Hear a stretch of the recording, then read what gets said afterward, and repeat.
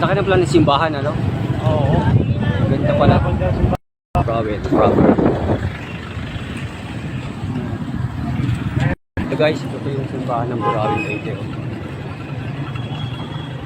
Tapos lang, happy fiesta.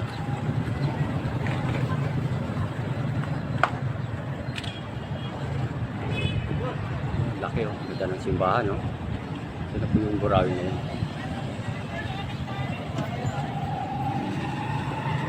Santo Niño Street.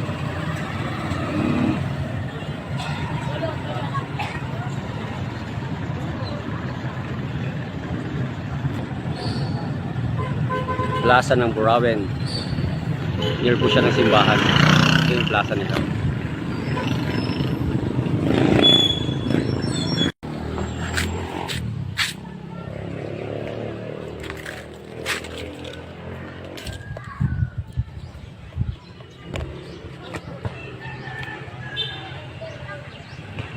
Ito na po yung tinatambakan na po nila yung itong ano sa may harapan ng kalsada.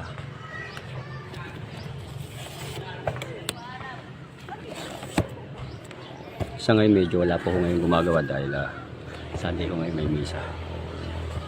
Hindi naman po tala yung mas.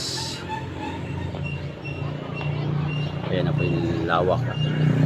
Kanila natambakan na po. Ibig sabihin kabila po siya, open po yung kabila. Ibig sabihin gagawin po ata itong parking lot.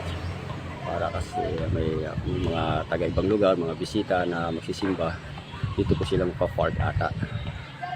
Ito ata. Ito na po yan.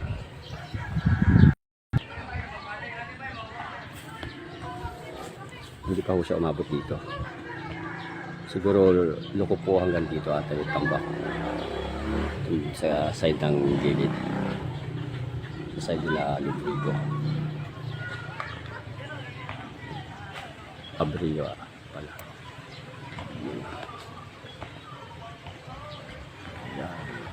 Cafeteria.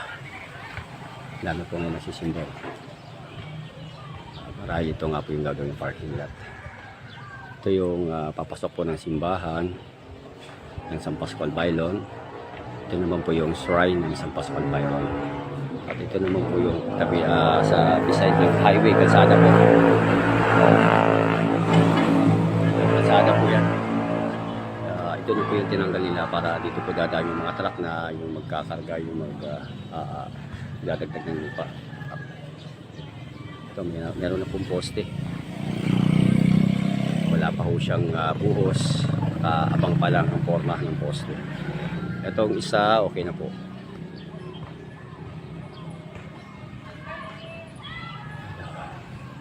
Lawak din papasok dyan sa plaza. Ito yung paradahan ng tricycle sa gilid ng highway.